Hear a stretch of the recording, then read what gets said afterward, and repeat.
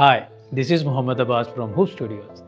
आज हम अपनी ज्वेलरी प्रोडक्ट फोटोग्राफी के वो डिस्कस करेंगे कि हम किस तरह से प्रोफेशनल स्टनिंग इमेजेस कैप्चर करते हैं। और आज के ट्यूटोरियल की सबसे मेन बात ये है कि हम एक लाइट के साथ जो है ना वो सारा शूट करेंगे और देखेंगे कि हम किस तरह से सिंगल लाइट के साथ प्रोफेशनल इमेज कैप्चर कर सकते हैं।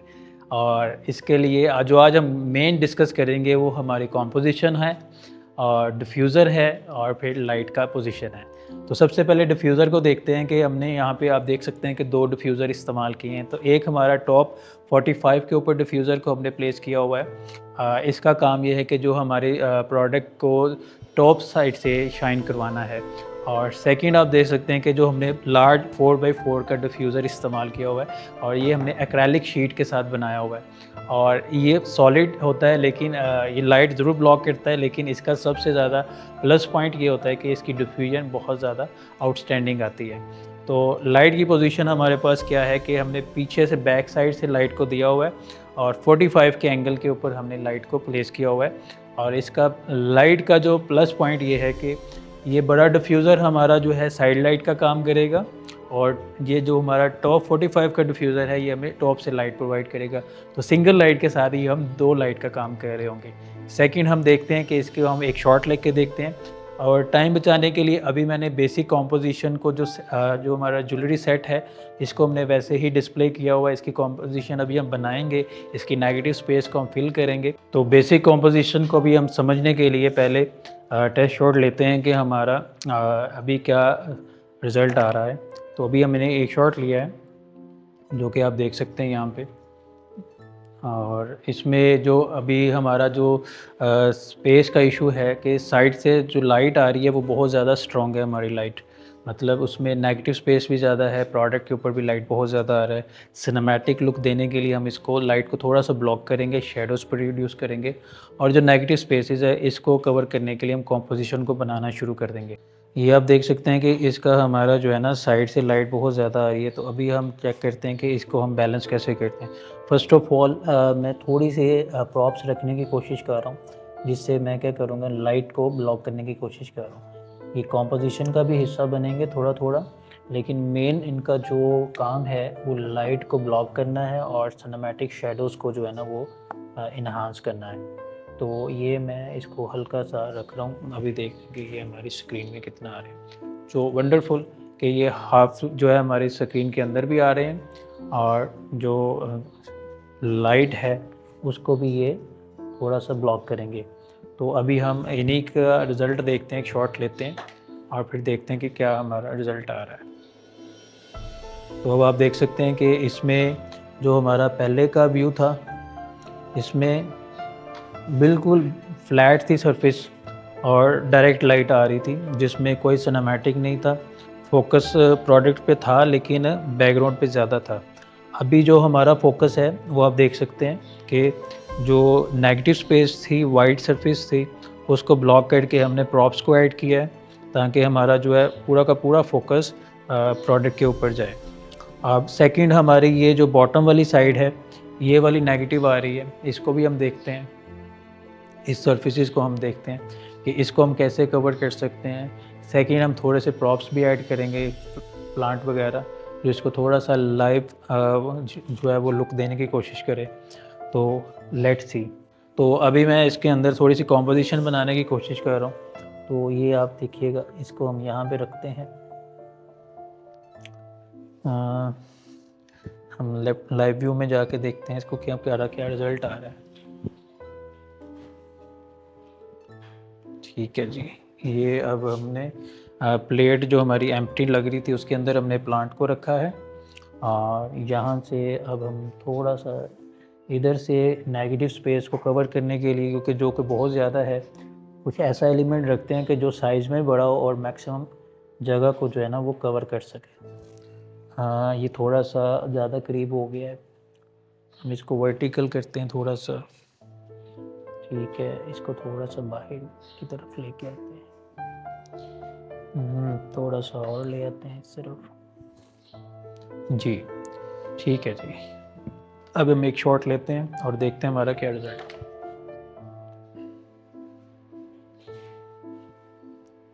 जी, ये हमारा रिज़ल्ट आया जी। इसमें हमारी बेस सरफेस जो है वो भी क्लियर हो गई है, ठीक है। बेस की सरफेसेस को भी हमने क्लियर कर दिया है और जो ब्राइट हो रहा था बैकग्राउंड उसको भी हमने सिनेमैटिक शैडोज़ के अंदर कन्वर्ट कर दिया है। और जो इसका अब सबसे बड़ा जो पॉइंट है वो ये है कि जब हम फर्स्ट टाइम इसको देख रहे हैं तो हमारा ये जो वेव्स वाला हमने शेप रखी है इस पे फोकस जा रहा है। तो इसके फोकस को ब्रेक करने के लिए हम इसके ऊपर थोड़ा सा और प्रॉप्स रखते हैं जो कि डायरेक्शनल प्रोडक्ट की तरफ होगा और इसका मकसद ये होगा कि जो हमारी आई की डायरेक्शन है वो प्रोडक्ट की तरफ वापस शफल हो जाए। ये हमने एक और शॉट लिया, ठीक है। इसमें अब जो उसका वेव वाला पार्ट आ रहा था वो थोड़ा सा जब ज़्यादा आ रहा है, अब वो कम हो गया है और अब टोटली हमारी कॉम्पोजिशन भी बैलेंस हो गई है, ओवर एक्सपोज भी नहीं है और बिल्कुल प्रोडक्ट के ऊपर हमारा जो है ना फोकस जा रहा है। और सेकेंडली अब इसमें जो चैलेंजिंग पार्ट है वो ये है कि इसके स्टोन्स, इसको भी हमने ब्राइट करना है। स्टोन को ब्राइट करने के लिए बेसिक एक रूल होता है कि हमारी लाइट जेम स्टोन की बैक साइड से फॉल करनी चाहिए। अगर पीछे से लाइट आएगी तो स्टोन जो है वो अपने पूरी वाइब्रेंसी के साथ ब्राइट होगा। तो इस काम के लिए, क्योंकि अभी हम फ्लैटली शॉट ले रहे हैं 45 के एंगल से और इसमें लाइट को नीचे से देना मुश्किल है, तो इसका बेहतरीन हल ये है कि इसके नीचे हम कोई वाइट सरफेस रखें। तो वो हम एक पेपर के थ्रू जो है ना इसको कर सकते हैं। तो हम देखते हैं कि हमारे पास पेपर कहाँ पे मौजूद है। ये पेपर कटे हुए पड़े हैं हमारे पास। अच्छा जी, ये डिफरेंट शेप्स में हमने स्ट्रिप्स काटी हुई हैं पेपर की। तो इसमें हम एक शॉट लेके देखते हैं हमारे पास क्या है और इसकी फिर हम मास्किंग करेंगे। लेकिन एक चीज़ हम पहले, इसको मास्किंग से पहले एक चीज़ हम डिस्कस कर लेते हैं। ज्वेलरी के अंदर स्टैकिंग का पार्ट बहुत ज़्यादा अहम है। स्टैकिंग हम क्यों करते हैं? स्टैकिंग करने का एक बड़ा अहम वजह भी है और ज़रूरत भी होती है कि जब हम चाहे F13 पे शूट कर रहे हैं, तो जब हम एक फोकस पॉइंट फ्रंट पे लगाते हैं तो बैकग्राउंड हमारी प्रोडक्ट का जो है वो ब्लर हो रहा है। तो इस चीज़ को कैप्चर करने के लिए कि हमारी प्रोडक्ट का कोई भी पार्ट ब्लर ना हो, सब चीज़ें फोकस में आएँ, तो उसके लिए हमें क्या करना पड़ता है? फोकस स्टैकिंग की हेल्प लेनी पड़ती है। कैमरा के अंदर आप इसको ऑटो भी कर सकते हैं, लेकिन ऑटो के लिए आपके हाई स्पीड फ्लैश होने चाहिए। अगर वो नहीं है तो आप मैनुअली उसको करते हैं। मैनुअली अभी हम फ्लैश के साथ इसकी स्टैकिंग करेंगे और इसके मल्टीपल इमेजेस लेंगे। पॉइंट 1 पे यानी कि फ्रंट से इमेजेस को हम स्टार्ट करेंगे और ऐसा ऐसा हम बैक साइड की तरफ जाएंगे। तो let's start photo stacking. Point 1, point 2, point 3, point 4 और फिर आ जाते हैं हमारा पॉइंट 3, 4, 5 हो गए, पॉइंट 6, पॉइंट 7।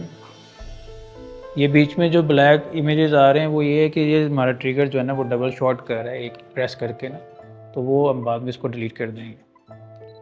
तकरीबन 8 इमेजेस हमने स्टैकिंग के लिए हैं और 8 इमेजेस, क्योंकि F13 पे हम काम कर रहे हैं। कैमरा सेटिंग जो भी हमारी इस वक्त है 125 हमारा शटर है।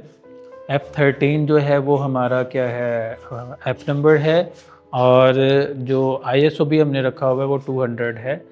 लो लाइट की वजह से, सिंगल लाइट हम यूज़ कर रहे हैं तो 200 हमने ISO इसका सेट किया हुआ है। तो इसके ऊपर अभी हमने स्टैकिंग कर ली है।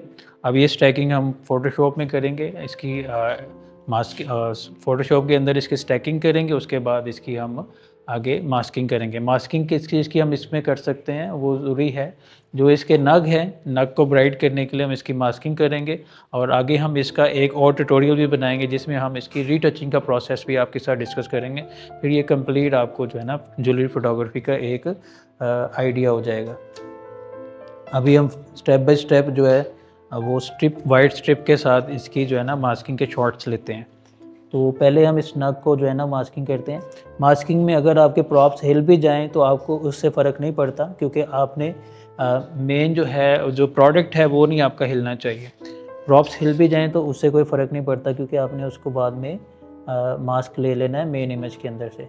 ये अभी मैंने इसके नीचे से ये रखी है वाइट स्ट्रिप नग के अंदर, और इसका मैं एक शॉट लेता हूँ।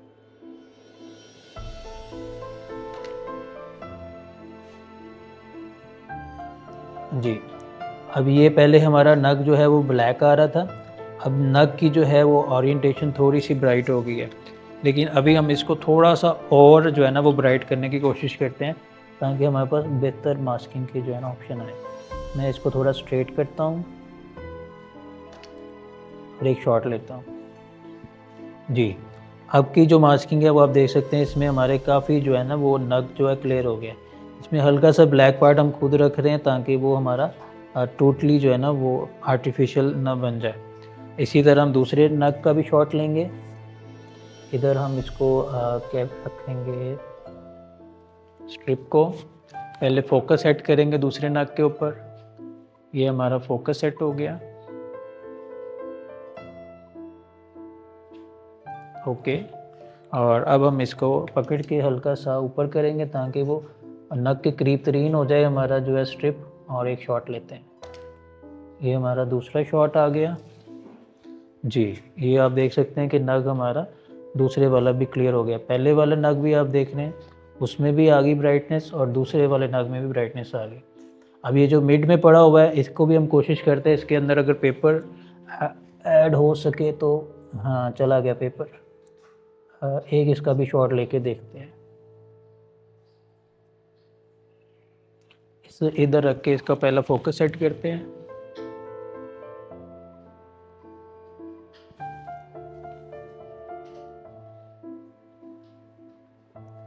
ये हमने इसका फोकस सेट किया है, इसके ऊपर हम इसको शॉट करते हैं।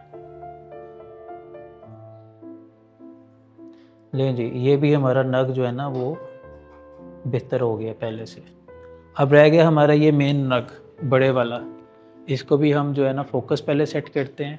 ठीक है जी, फोकस सेट करने के बाद अब हम इसके अंदर पेपर ऐड करते हैं कि ये पेपर इसके ऊपर किस तरह से लगेगा। ठीक है जी, तो पेपर लगाने के लिए हम पहले इसके ये वाला पेपर निकालते हैं, और ये बड़े वाला पेपर ऐड करके देखते हैं कि हमें क्या रिज़ल्ट मिलता है। और जितना बड़ा पेपर इसके अंदर इजीली आ सके वो आपने ऐड करना है, ताकि मैक्सिमम एरिया जो है ना वो वाइट उसके नीचे आ जाए। नहीं जी, ये हमने, और आपने एक चीज़ मेक श्योर करना है कि आपका प्रोडक्ट हिलना नहीं चाहिए। अगर 19-20 हो भी जाती है तो फिर आपको मैनुअल मास्किंग करनी पड़ेगी। जी, नहीं जी, ये हमारा लाइट सा ग्रीन जो है ना वो प्रोमिनेंट हुआ है, क्योंकि लाइट हमारे पीछे से आ रही है। हम एक दो और इसका टेस्ट ट्रायल करते हैं, शायद उससे हमें थोड़ा बेहतर रिजल्ट मिल सके। इसको हम थोड़ा सा ऐसे ऊपर उठा के देखते हैं।